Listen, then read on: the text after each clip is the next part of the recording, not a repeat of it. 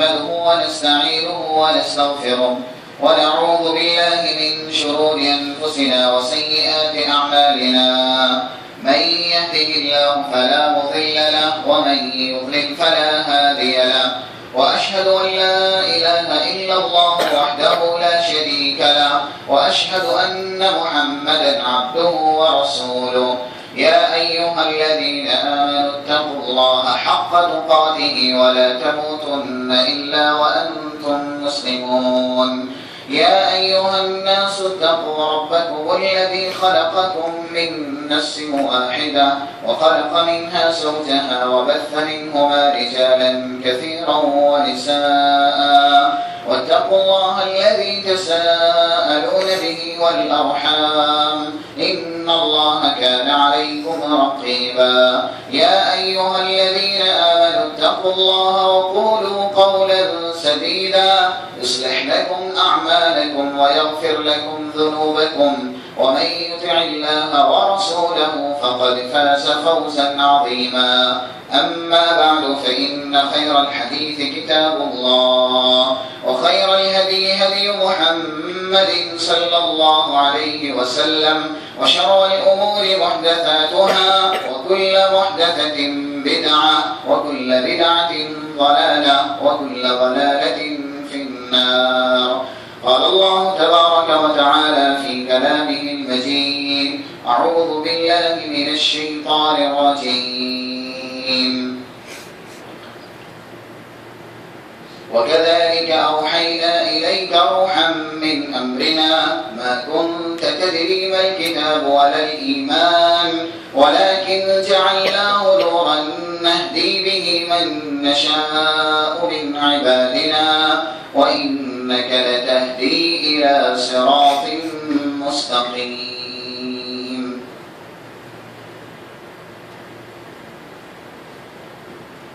عن أبي هريرة رضي الله عنه قال قال رسول الله صلى الله عليه وسلم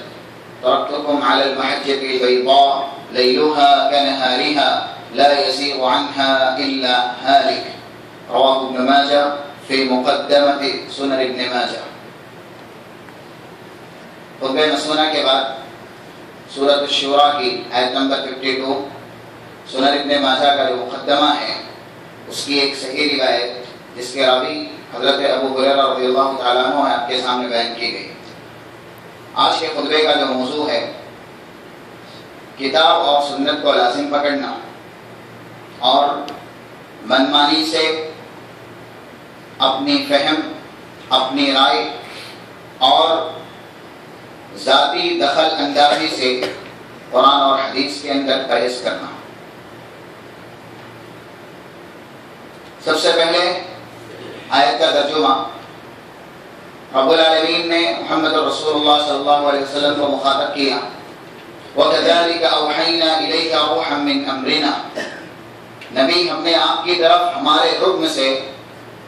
قرآن بطور وحی نازل کیا. مَا كُنْتَ تَدْرِي مَا الْكِتَابُ وَلَا الْإِيمَانُ. اور قرآن کے نازل ہونے سے پہلے آپ امی تھے, آپ کو پتہ بھی نہیں تھا کتاب کیا ہے اور ایمان کیا ہے. یہ جملہ بتاتا ہے محمد رسول اللہ صلی اللہ علیہ وسلم نبی ہونے سے پہلے کچھ نہیں جانتے تھے. ان کو رب العالمین نے نبی اور رسول بنا کر کے نبیوں کا بھی امام بنایا اور دنیا کے اندر سب سے بڑا عالم بنایا. کیونکہ قرآن خود کہہ رہا ہے کہ ہم نے جب آپ کی طرف وحی نہیں کی تھی تب آپ کو پتہ نہیں تھا کہ کتاب اللہ کیا چیز ہے اور ایمان کیا ہے. وَلَكِنْ جَعَلْنَاهُ نُورًا نَهْدِي بِهِ مَن نَّشَاءُ مِنْ عِبَادِنَا. لیکن یہ کتاب اللہ جو اللہ نے محمد رسول اللہ صلی اللہ علیہ وسلم کو عنایت کی اس امت کی رہنمائی اور رہبری کے لیے, اللہ کہہ رہا ہم نے اس کو ہمارے بندوں میں سے جو سیدھی راہ پہ آنا چاہتا ہے اس کے لیے نور بنا دیا. کتاب اللہ کو ہمارے بندوں کے لیے جو سیدھی راہ پر چلنا چاہتا ہے, جنت تک پہنچنا چاہتا ہے, صراط مستقیم کا راہی بننا چاہتا ہے, اس کے لیے یہ کتاب اللہ روشنی ہے. اگر کتاب اللہ کی روشنی میں ہی وہ شخص اللہ کی عبادت کرے, رسول اکرم صلی اللہ علیہ وسلم کی تصدیق کرے, تبھی تبھی جنت تک پہنچ سکتا ہے۔ وَإِنَّكَ لَتَهْدِي إِلَى صِرَاطٍ مُسْتَقِيمٍ، اور اس کتاب اللہ کی تفسیر، اس کی وضاحت اے نبی صلی اللہ علیہ وسلم ہم نے آپ کے ذمہ رکھی ہے۔ جیسے جیسے ہم آپ پر وحی کریں گے کتاب اللہ کی وضاحت اور تفسیر کی، آپ لوگوں کو ویسا ہی ویسا صراط مستقیم یا سیدھی راہ کے نام پر بیان کریں۔ اصل ہادی رب العالمین ہے، جو اسلام کی طرف اپنے بندوں میں سے جسے چاہتا ہے ہدایت دیتا ہے، لیکن محمد رسول اللہ صلی اللہ علیہ وسلم اس معنی میں ہادی ہے کہ آپ نے اللہ کا پیغام امت کی رہنمائی اور رہبری کے لیے جیسے اللہ نے آپ پہ نازل کیا تھا وہ بہو بغیر کسی زیادتی کے، بغیر کسی کمی کے پہنچا دیا۔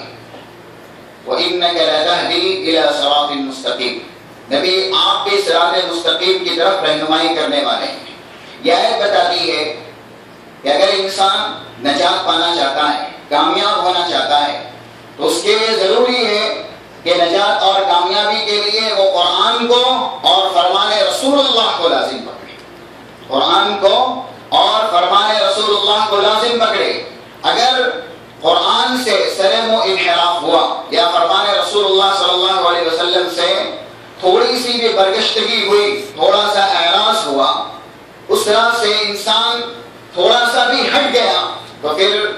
وہ ضلالت اور گمراہی کا شکار ہو جائے گا۔ جیسا کہ اللہ نے اپنے کلام مجید کے اندر بہت سی جگہ اس معنی کو بیان کیا۔ سورۃ المائدہ آیت نمبر 16 میں اللہ نے بیان کیا قَدْ جَاءَكُم مِّنَ اللَّهِ نُورٌ وَكِتَابٌ مُّبِينٌ يَهْدِي بِهِ اللَّهُ مَنِ اتَّبَعَ رِضْوَانَهُ سُبُلَ السَّلَامِ وَيُخْرِجُهُم مِّنَ الظُّلُمَاتِ إِلَى النُّورِ بِإِذْنِهِ وَيَهْدِيهِمْ إِلَى صِرَاطٍ مُّسْتَقِيمٍ۔ نبی آپ کے پاس اللہ کی طرف سے روشن کتاب اور نور آ گیا ہے۔ اسی نور اور روشن کتاب کے ذریعے رب العالمین اپنے بندوں میں سے جو اس کی رضا کے لیے قد و کاوش کرتے ہیں، محنت و مشقت کرتے ہیں، ان کو سیدھی راہ دکھاتا ہے۔ وَيُخْرِجُهُم مِّنَ الظُّلُمَاتِ إِلَى النُّورِ، اور اللہ کتاب اللہ پڑھنے کی برکت سے، رسول اکرم صلی اللہ علیہ وسلم کی تصدیق کرنے کی برکت کی وجہ سے ظلمات یعنی گناہ اور شرک کے اندھورے سے نکال کے، شرک کی ضلالت سے اور اس کی تاریکی سے نکال کر کے توحید کے نور سے منور کرتا ہے۔ وَيَهْدِيهِمْ إِلَى صِرَاطٍ مُّسْتَقِيمٍ، اور کتاب اللہ پڑھنے سے، رسول اکرم صلی اللہ علیہ وسلم کے فرمان سمجھنے کی برکت کی وجہ سے صراط مستقیم کا راہی بنا دیتا ہے۔ یہ آیت بتاتی ہے کہ اگر انسان کو جنت کا متلاشی بننا ہے، جنت حاصل کرنی ہے، تو اس کے لیے ضروری ہے کہ وہ جو رب کی کتاب میں ہے اس کے مطابق چلے، اور محمد رسول اللہ صلی اللہ علیہ وسلم نے جو سیدھا راستہ بتایا ہے، جو فرامین آپ نے اپنی امت کو دیے ہیں ہدایت کے لیے، ان تمام تر فرامین پر عمل کر رہا ہو۔ اگر اس نے اپنی طرف سے کتاب اللہ کو سمجھنا چاہا یا اپنی طرف سے منمانی سے دین کو فالو کرنا چاہا، دین کے پیچھے چلنا چاہا، تو پھر اس کے بہکنے میں اور اس کے جہنمی ہونے میں کوئی شک اور شبہ نہیں، جیسا کہ اللہ نے اپنے کلام مجید کے اندر بیان کیا وَلَوِ اتَّبَعَ الْحَقَّ أَهْوَاءَهُمْ لَفَسَدَتِ السَّمَاوَاتُ وَالْأَرْضُ وَمَنْ فِيهِنْ، اگر لوگوں کی منمانی یہ حق بن جاتی، جو لوگ سوچتے ہیں اگر ہمیں دین پر عمل کرنا ہے، ہم نے اپنے آبا اور اجداد سے یہ سیکھا، ہم نے یہ سنا ہے، اسی کے مطابق ہم چلیں گے، بغیر کتاب اللہ کو پڑھے ہوئے، بغیر سنت رسول اللہ کو سمجھے ہوئے، اپنے منمانی کو اگر وہ دین سمجھے، حق سمجھے، لَفَسَدَتِ السَّمَاوَاتُ وَالْأَرْضُ وَمَنْ فِيهِنْ، زمین اور آسمان اور ان کے بیچ جو بھی چیز ہے وہ سب کے سب فساد اور باطل ہو جائیں گے۔ یعنی زمین اور آسمان اور ان کے بیچ جو چیز ہے، اگر لوگ منمانی کو حق بنا لے تو رب العالمین کہہ رہا ہے یہ سب رائیگاں ہے، یہ سب برباد ہے، بے سود ہے، بے معنی ہے، کیونکہ ہم نے زمین کو اور آسمان کو اور ان کے بیچ جو چیزیں ہیں پیدا اس لیے کیا تاکہ لوگ ہمیں سمجھے، ہماری کتاب کو سمجھے، ہم نے جو ان کی طرف رسول بھیجا ہے اس کی تصدیق کریں اور اس کی اطاعت اور اس کی فرما برداری کریں۔ ایسے رب العالمین نے دوسری جگہ سورۃ النساء آیت نمبر 59 میں بیان کیا فَإِن تَنَازَعْتُمْ فِي شَيْءٍ فَرُدُّوهُ إِلَى اللَّهِ وَالرَّسُولِ إِن كُنتُمْ تُؤْمِنُونَ بِاللَّهِ وَالْيَوْمِ الْآخِرِ ذَلِكَ خَيْرٌ وَأَحْسَنُ تَأْوِيلًا۔ اگر کوئی مسئلہ نہیں سمجھ میں آتا، اختلاف ہے، انتشار ہے، شک اور شبہ ہے تو اس کے حل کے لیے سب سے پہلے اللہ کی کتاب، رب العالمین کی کتاب سے اس کا حل تلاش کرو اور محمد رسول اللہ صلی اللہ علیہ وسلم کی صحیح ترین احادیث سے اس کا فیصلہ دو۔ ذالک خیر واحسن تأویلا، یہی سب سے بہتر تفسیر ہے اور یہی سب سے بہتر رائے ہے۔ یعنی کتاب اللہ سے، رسول اکرم صلی اللہ علیہ وسلم کے فرامین سے دین سمجھنا اور اپنے آپ کو ان کے سانچے میں ڈھالنا، اپنے آپ کو متدین بنانا، یہی ہے کامیابی کا اور نجات کا راستہ۔ اگر انسان اس سے ہٹتا ہے تو جیسا کہ اللہ نے اپنے کلام مجید کے اندر سورۃ الاحزاب آیت نمبر 36 میں کہا وَمَا كَانَ لِمُؤْمِنٍ وَلَا مُؤْمِنَةٍ إِذَا قَضَى اللَّهُ وَرَسُولُهُ أَمْرًا أَن يَكُونَ لَهُمُ الْخِيَرَةُ مِنْ أَمْرِهِمْ وَمَن يَعْصِ اللَّهَ وَرَسُولَهُ فَقَدْ ضَلَّ ضَلَالًا مُبِينًا۔ پوری دنیا اگر کسی کو صاحب ایمان تسلیم کر لے، وہ خود بھی کہہ لے کہ ہم صاحب ایمان ہیں، لیکن اللہ نے شرط لگائی ہے کوئی بھی مومن جس کا دعویٰ ہے کہ وہ مومن ہے تبھی مومن ہو سکتا ہے، چاہے مرد ہو یا عورت ہو، جبکہ وہ اللہ کی بات صحیح طریقے سے مانے اور محمد رسول اللہ صلی اللہ علیہ وسلم کی بات مکمل طریقے سے مانے۔ جو فیصلہ اللہ نے کر دیا کتاب اللہ میں اور نبی اکرم صلی اللہ علیہ وسلم کی زبانی بیان کروا دیا، جب تک کہ ان فیصلوں کو صاحب ایمان مرد یا عورت مکمل طریقے سے تسلیم نہ کر لے، اللہ کہہ رہا وہ مومن نہیں ہو سکتا۔ مومن ہونے کے لیے، صاحب ایمان کے زمرے میں شامل ہونے کے لیے ضروری ہے کہ آپ کتاب اللہ اور سنت رسول اللہ کو مضبوطی سے تھام لیں، مضبوطی سے پکڑ لیں۔ وَمَن يَعْصِ اللَّهَ وَرَسُولَهُ، جس نے منمانی کا راستہ اختیار کیا، اللہ کی نافرمانی کی، رسول اکرم صلی اللہ علیہ وسلم کی گستاخی کی، فَقَدْ ضَلَّ ضَلَالًا مُبِينًا، پوری دنیا اسے کہے کہ یہ صاحب ایمان ہے، یہ جنتی ہے، یہ ہدایت یافتہ ہے، یہ رہبر ہے، یہ رہنما ہے، لیکن اگر رسول اللہ اور اللہ کی نافرمانی کی تو اللہ کہہ رہا ہے فَقَدْ ضَلَّ ضَلَالًا مُبِينًا، کھلی گمراہی میں واقع ہے، کھلی گمراہی میں وہ گر گیا۔ اسی لیے امام شافعی رحمۃ اللہ علیہ جو کہ مشہور امام ہیں اور بہت بڑے محدث فقیہ بھی ہیں، ان کے چند اشعار ہیں کل العلوم سوى القرآن مشغلہ الا الحدیث وعلم الفقہ فی الدین وإن العلم فيه حدثنا وأنبأنا وما سوى ذلك وسواس الشياطين۔ قرآن کو چھوڑ کر کے، حدیث اور حدیث سمجھنے کو چھوڑ کر کے جتنے بھی علوم ہیں سب وقت کا ضیاع ہے۔ یعنی اگر انسان اس کے پیچھے پڑ گیا تو اپنے مقصد سے ہٹ جائے گا۔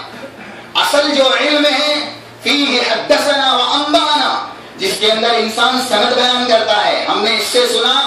اور ہمارے استاد نے اس سے سنا، یعنی آپ کوئی بھی بات جو اللہ کی کتاب اور سنت رسول اللہ صلی اللہ علیہ وسلم سے متعلق ہو اپنی زبان سے نکالے تو اس کے لیے تحقیق، تفتیش، دلیل، ثبوت ہونا ضروری ہے، کیونکہ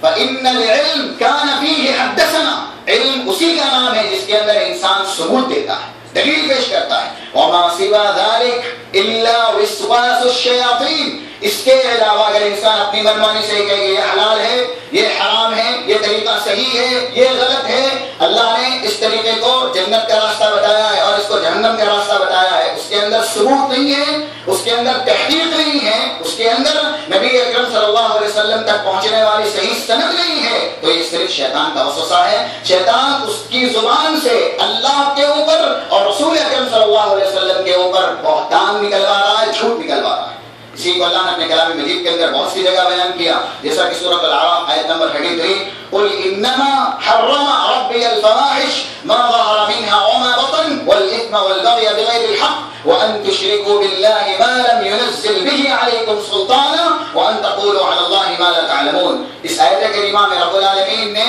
گناہ کے درجات بیان کیے، یعنی گناہ سب ایک درجے کے نہیں ہوتے، ایک رتبے کے نہیں ہوتے، بلکہ ان کے رتبوں میں فرق ہے۔ سب سے بڑا گناہ اللہ کے ساتھ شرک کرنا ہے، اور اسی کے ساتھ ساتھ اللہ کہہ رہا ہے وَأَن تَقُولُوا عَلَى اللَّهِ مَا لَا تَعْلَمُونَ۔ آج ہم اور آپ جس ذلت کے، رسوائی کے شکار ہیں، اس کی اصلی وجہ یہ ہے کہ ہم نے کتاب اللہ کو، سنت رسول اللہ کو پسے پش ڈال دیا، دین منمانی کا نام دے دیا۔ ہم دین فالو کرتے ہیں لیکن وہ دین ہماری سمجھ کا ہے، ہماری رائے کا ہے، ہماری عقل کا ہے، ہم جسے چاہتے ہیں دین بنا لیتے ہیں۔ ہم جو بھی معاملہ جو دین کا نہیں ہوتا ہے اسے فوراً اللہ کی طرف منسوب کر دیتے ہیں، رسول اکرم صلی اللہ علیہ وسلم کی طرف منسوب کر دیتے ہیں۔ یہ جھوٹ ہے اللہ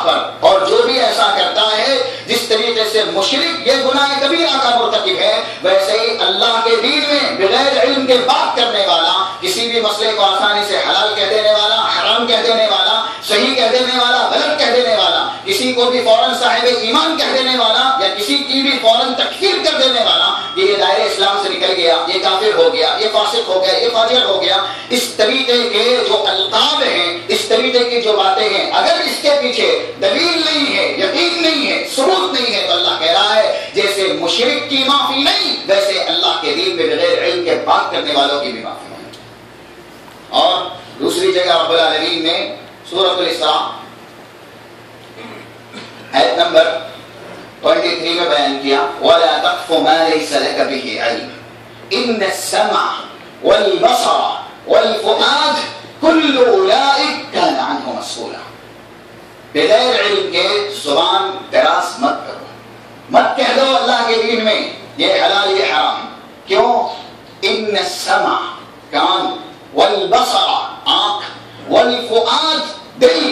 کل ذلک ہر ایک اللہ کے یہاں سوال کیا جائے گا۔ آنکھ سے کیا دیکھا اس کا بھی سوال ہے، زبان سے کیا کہا اس کا بھی سوال ہے، کان سے کیا سنا اس کا بھی سوال ہے۔ یعنی ہمیں اس بات کا اپنے دل کے اندر احساس رہنا چاہیے کہ ہم جو کچھ بھی اللہ کے دین میں کہہ رہے ہیں اللہ کے یہاں محاسبہ ہونا ہے، جس کو بھی ہم دین بنا رہے ہیں اللہ کے یہاں ہمیں اس کا حساب دینا، اگر صحیح ہے تو اللہ کے یہاں معجور ہوں گے، غلط ہے وہ طریقہ جسے ہم نے دین بنایا ہے تو پھر رب العالمین کے یہاں عذاب سے کوئی بھی ہمیں بچا نہیں سکتا۔ اسی لیے محمد رسول اللہ صلی اللہ علیہ وسلم نے کہا انا فرطکم علی الحوض، جس وقت رب العالمین میرے ذمے حوض کوثر دے گا، کیونکہ حوض کوثر نبی اکرم صلی اللہ علیہ وسلم کا معجزہ، انا اعطیناک الکوثر، نبی ہم نے آپ کو کوثر دیا۔ اور صحیح تفسیر صحابہ سے نبی اکرم صلی اللہ علیہ وسلم نے یہی کی کہ کوثر سے مراد جنت کی نہر ہے جو میدان محشر میں صرف مجھے دی جائے گی۔ جس وقت نبی اکرم صلی اللہ علیہ وسلم حوض کوثر پر ہوں گے، آپ کا بیان ہے من ورد علی فشرب لم یظمأ ابدا، جو بھی آیا حوض کوثر پہ اور کچھ بھی پی لیا، میدان محشر میں جتنی بھی سختیاں ہیں ساری سختیاں اس کے لیے آسانی کا باعث ہو جائیں گی، وہ پیاسا کبھی نہیں ہوگا۔ حوض کوثر کا معمولی سا حصہ بھی جس نے پی لیا لم یظمأ ابدا، وہ کبھی پیاسا ہوگا ہی نہیں، جنت میں چلے جائے گا۔ نبی اکرم صلی اللہ علیہ وسلم کہہ رہے ہیں لَيَرِدَنَّ عَلَيَّ الْحَوْض أَقْوَامٌ، حوض کوثر پر جہاں میں موجود رہوں گا کچھ قومیں آئیں گی، اعرفهم وهم يعرفوننی، میں بھی ان کو جانتا ہوں اور وہ بھی مجھے پہچانیں گے، لیکن فَيُحَالُ بَيْنِي وَبَيْنَهُمْ، میرے اور ان کے بیچ اللہ آڑ پیدا کر دے گا، فَأَقُولُ هَؤُلَاءِ مِنْ أُمَّتِي، جب آڑ پیدا کر دی جائے گی ان کو آنے نہیں دیا جائے گا، میں کہوں گا یہ تو میری امت کے لوگ ہیں، میں ان کو پہچانتا ہوں، کیوں ان کو میرے پاس آنے نہیں دیا جا رہا، آڑ کیوں پیدا کر دی جا رہی ہے؟ جواب یہ دیا جائے گا انک لا تدری ما احدثوا بعدک، نبی آپ کو نہیں پتا آپ کے دنیا سے رخصتی کے بعد انہوں نے دین کے اندر زیادتی کیا کی۔ یہ دین آپ کی اتباع اور اقتداء کو نہیں سمجھتے تھے، انہوں نے منمانی کو دین سمجھ لیا تھا، بس ان کے نزدیک جو صحیح ہوتا اسی کے مطابق چلتے، آبا اور اجداد کا جو طریقہ انہوں نے دیکھا اسی کو انہوں نے دین سمجھ لیا، انہوں نے کبھی تحقیق نہیں کی، کبھی تفتیش نہیں کی، کبھی بصارت کے ساتھ بصیرت کا استعمال نہیں کیا، اس لیے دین منمانی ان کے نزدیک تھا۔ یہ لوگ آپ کے ہاتھوں سے حوض کوثر کبھی بھی نہیں پی سکتے۔ پھر نبی اکرم صلی اللہ علیہ وسلم جب علت اور وجہ جان لیں گے کہ ان کے بیچ اور میرے بیچ آڑ کیوں پیدا کر دی گئی تھی، تب آپ کہیں گے سحقاً سحقاً لمن غیر بعدی، دور کر دو ان کو جنہوں نے میرے بعد میرے احکامات کو بدل دیا، نام تو میرا لیا لیکن شریعت میں دوسروں کو داخل کر دیا، باتیں دوسروں کی سنی، نام میرا، لا الہ الا اللہ محمد رسول اللہ، ہر ایک صاحب اسلام پڑھتا ہے، لیکن اگر نبی اکرم صلی اللہ علیہ وسلم کا نام لے کر کے باتیں کسی اور کی تسلیم کرتا ہے جو نبی اکرم صلی اللہ علیہ وسلم کی خلاف ورزی پر مبنی ہے، جو آپ نے نہیں بتائی ہے، تو نبی اکرم صلی اللہ علیہ وسلم میدان محشر میں اس سے برات کا اظہار کریں گے اور کہیں گے ایسے شخص کو مجھ سے دور کر دو جس نے میرے بعد میرے دین کو بدل دیا۔ یہ ناکامی کی اور خسران مبین کی کسی بھی شخص کے لیے بہت بڑی دلیل ہے کہ نبی اکرم صلی اللہ علیہ وسلم اس کے تعلق سے کہہ رہے ہیں سحقاً سحقاً لمن غیر بعدی، اس کو مجھ سے دور کر دو۔ جب رؤوف الرحیم اور کریم اور شفیق نبی جسے رب العالمین نے کہا کہ یہ بہت بڑے شفیق ہیں اور رحیم ہیں، وہ کسی شخص کے سلسلے میں کہہ دے کہ مجھ سے اس کو دور کر دو، میں اس کے حق میں نہ تو سفارش کروں گا نہ ہی حوض کوثر پلاؤں گا، وہ شخص کامیاب نہیں ہو سکتا۔ اس لیے رب العالمین نے اپنے کلام مجید کے اندر لوگوں کو ڈرایا ہے، دھمکایا ہے کہ جو کچھ اللہ اور اس کے رسول سے ثابت ہے اسی پر عمل کرو، جیسا کہ اللہ نے اپنے کلام مجید کے اندر سورۃ النساء نمبر 65 میں کہا فَلَا وَرَبِّكَ لَا يُؤْمِنُونَ حَتَّى يُحَكِّمُوكَ فِي مَا شَجَرَ بَيْنَهُمْ ثُمَّ لَا يَجِدُوا فِي أَنفُسِهِمْ حَرَجًا مِّمَّا قَضَيْتَ وَيُسَلِّمُوا تَسْلِيمًا۔ اللہ اپنی ربوبیت کی قسم کھا کے کہتا ہے نبی آپ کے رب کی ربوبیت کی قسم جو آپ کا فیصلہ سنے اور شک اور شبہ سے مان لیتا ہے لیکن اس کے اندر شک اور شبہ کرتا ہے، اللہ اپنی ربوبیت کی قسم کھا کے کہتا ہے وہ مومن نہیں ہے۔ نبی اکرم صلی اللہ علیہ وسلم کا فیصلہ جس نے مان لیا لیکن اس کو شک ہے، شبہ ہے، تو اللہ کہہ رہا ہے وہ مومن نہیں ہو سکتا۔ اسی لیے رب العالمین نے اپنے کلام مجید کے اندر سورۃ النساء نمبر 115 میں کہا وَمَن يُشَاقِقِ الرَّسُولَ مِن بَعْدِ مَا تَبَيَّنَ لَهُ الْهُدَى وَيَتَّبِعْ غَيْرَ سَبِيلِ الْمُؤْمِنِينَ نُوَلِّهِ مَا تَوَلَّى وَنُصْلِهِ جَهَنَّمَ وَسَاءَتْ مَصِيرًا۔ جس نے رسول کی نافرمانی کی، حق آ جانے کے بعد، یہ جان لینے کے بعد کہ دین صرف اللہ نے جو کہا ہے وہی ہے، رسول اللہ صلی اللہ علیہ وسلم نے جو کہا وہی ہے، یہ جان لینے کے بعد جس نے رسول کی نافرمانی کی وَيَتَّبِعْ غَيْرَ سَبِيلِ الْمُؤْمِنِينَ اور صحابہ کے طریقے کی خلاف ورزی کی، سلف صالحین کے طریقے کی خلاف ورزی کی، کیونکہ اولے والا انہوں نے نبی سے دین سیکھا، اس پر عمل پیرا ہوئے، اپنی بے انتہا قد و کاوش سے وہ دین ہم تک پہنچایا۔ اگر ان کی خلاف ورزی ہم کریں گے کیونکہ وہ نبی اکرم صلی اللہ علیہ وسلم کی موافقت اور مطابقت کرنے والے خصوصاً صحابہ، تو اللہ کہہ رہا ہے نُوَلِّهِ مَا تَوَلَّى وَنُصْلِهِ جَهَنَّمَ، عمل کیسا بھی ہو لیکن یہ روگردانی ہے، نبی کی خلاف ورزی اور صحابہ کی سلف صالحین کی خلاف ورزی، وَسَاءَتْ مَصِيرًا، ٹھکانہ جہنم ہے جو کہ بہت برا ہے۔ ایسے رب العالمین نے سورۃ النور آیت نمبر 63 میں کہا فَلْيَحْذَرِ الَّذِينَ يُخَالِفُونَ عَنْ أَمْرِهِ أَن تُصِيبَهُمْ فِتْنَةٌ أَوْ يُصِيبَهُمْ عَذَابٌ أَلِيمٌ۔ ان لوگوں کو ڈرنا چاہیے جن کے پاس رسول اکرم صلی اللہ علیہ وسلم کا کوئی فیصلہ آتا ہے اور وہ نافرمانی کرتے ہیں۔ کس بات سے ڈرنا چاہیے؟ کوئی عذاب آ جائے یا پھر بڑی مصیبت کے اندر واقع ہو جائے، دردناک عذاب اللہ ان کو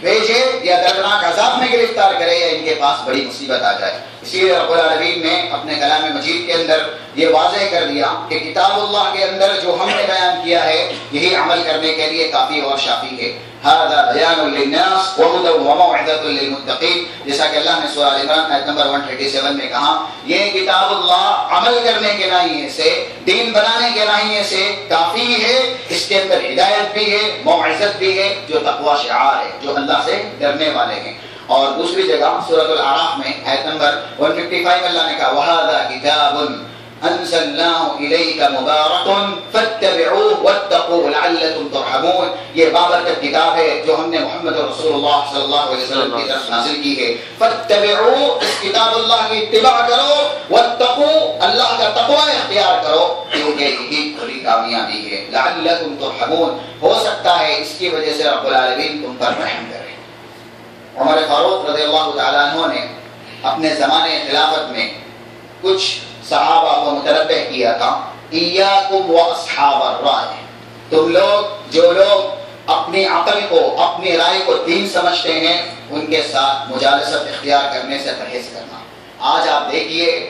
کتنے ایسے کلمہ گو ہیں جو اپنے آپ کو صاحب ایمان کہتے ہیں لیکن ان کے ہاں محض دین عقل سے کسی بھی چیز کا ثابت ہو جانا ہی ہے، وہ اپنی رائے کو، اپنی فہم کو اور اپنی عقل کو کتاب اللہ پر بھی ترجیح دیتے ہیں، سنت رسول اللہ پر بھی متفوق کرتے ہیں۔ بہت سے ایسے صاحب ایمان ہیں جب ان کو بتایا جائے کہ کتاب اللہ کے اندر یہ ہے جو آپ کے عقل کے خلاف ہے، آپ کی رائے کے خلاف ہے، وہ ماننے کو تیار نہیں ہے۔ دین وہ ہے جو ہم نے سمجھا ہے، دین وہ نہیں جو کتاب اللہ سمجھا ہے،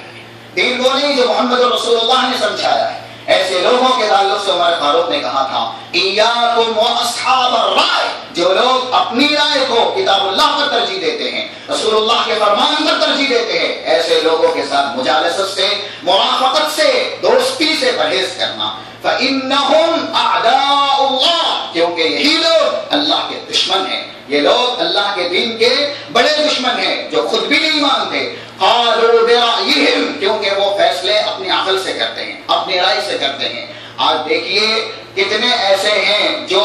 رتبے کے مقام کے بہت بڑے حامل ہیں، لیکن وہ فیصلہ اس طرح کرتے ہیں جو کہ نبی اکرم صلی اللہ علیہ وسلم نے پیشین گوئی کی تھی، بیننا کتاب اللہ فما وجدنا فیہ من حلال فاحلوا وما وجدنا فیہ من حرام فحرموا۔ ہمارے نزدیک کتاب اللہ موجود ہے، اب سنت رسول کی ہمیں ضرورت نہیں ہے، جبکہ کتاب اللہ مکمل سنت رسول اللہ صلی اللہ علیہ وسلم کے ساتھ ملانے کا نام ہے، کیونکہ اللہ نے بیان کیا ہے وَمَا آتَاكُمُ الرَّسُولُ فَخُذُوهُ وَمَا نَهَاكُمْ عَنْهُ فَانْتَهُوا، سورۃ الحشر کی آیت نمبر 7۔ رسول نے جو بتایا کہ یہ حلال ہے، رسول نے جو قرآن کی تفسیر کی، وہی طریقہ ہمارا طریقہ ہے۔ کیوں؟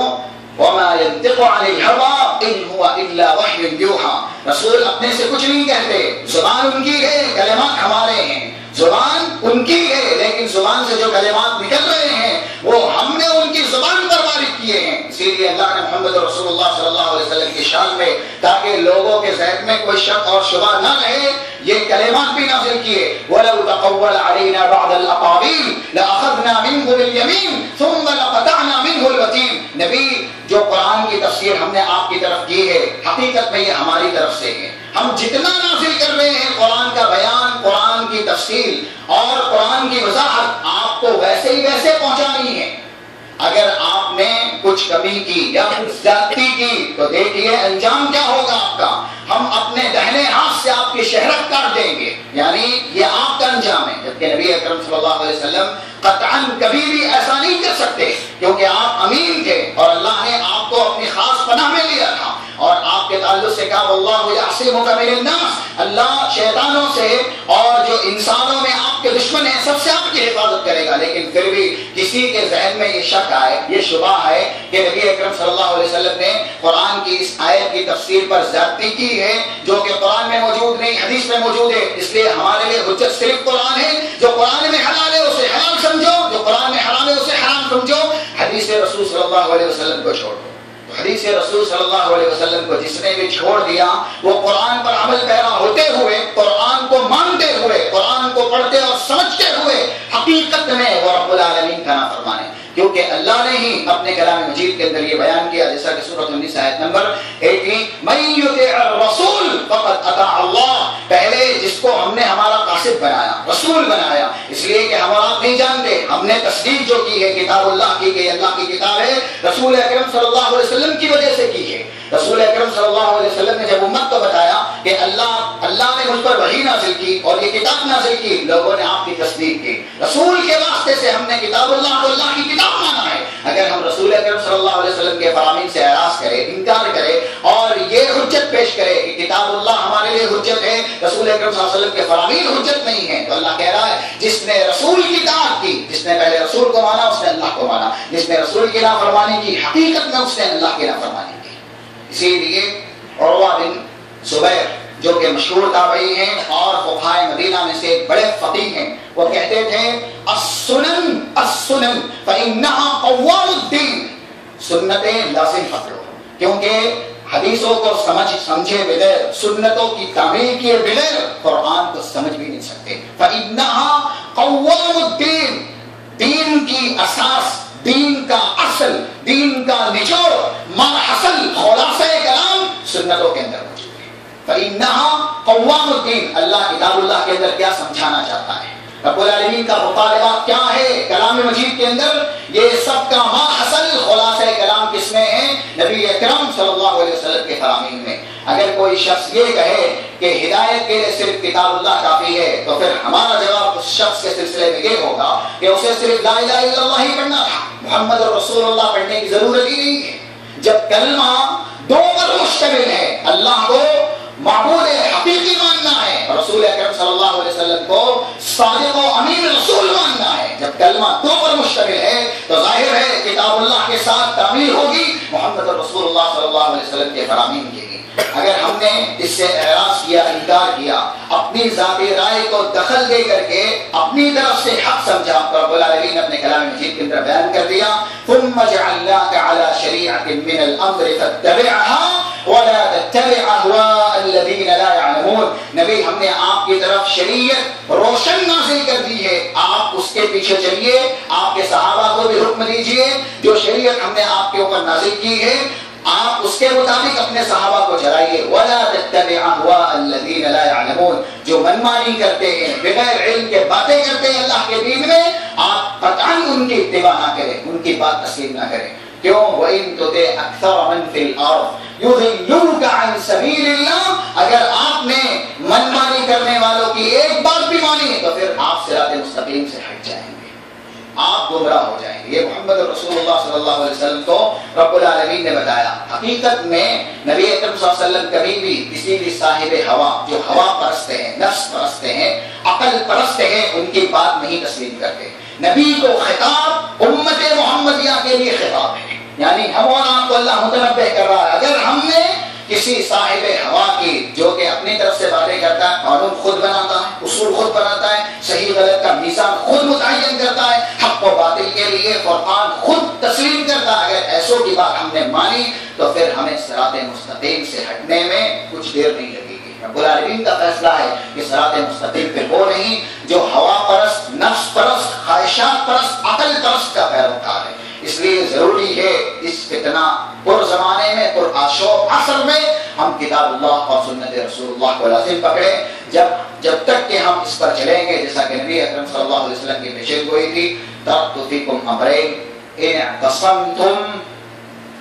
لن تضلوا بعدی، میں تمہارے لیے دو معاملات چھوڑ کے جا رہا ہوں، جب تک کہ مضبوطی سے پکڑے رہو گے کبھی بھی گمراہ نہیں ہوگے. کتاب اللہ و سنتی، اللہ کی کتاب ہے اور میری سنت ہے. اگر ہم دین دار بننا چاہتے ہیں تو کتاب اللہ کو اور سنت رسول اللہ صلی اللہ علیہ وسلم کو اس قراشو فتنہ پر زمانے کے اندر لازم کر لیں، تاکہ ہماری نجات کا یہی ذریعہ بنے اور یہی سبب بنے. رب العالمین سے دعا ہے اللہ ہمیں معتصم بالکتاب و سنہ بنائے اور اس زمرے میں شامل کرے جس کے سلسلے میں اللہ نے کہا وَمَن يَعْتَصِم بِاللَّهِ فَقَدْ هُدِيَ إِلَىٰ صِرَاطٍ مُسْتَقِيمٍ.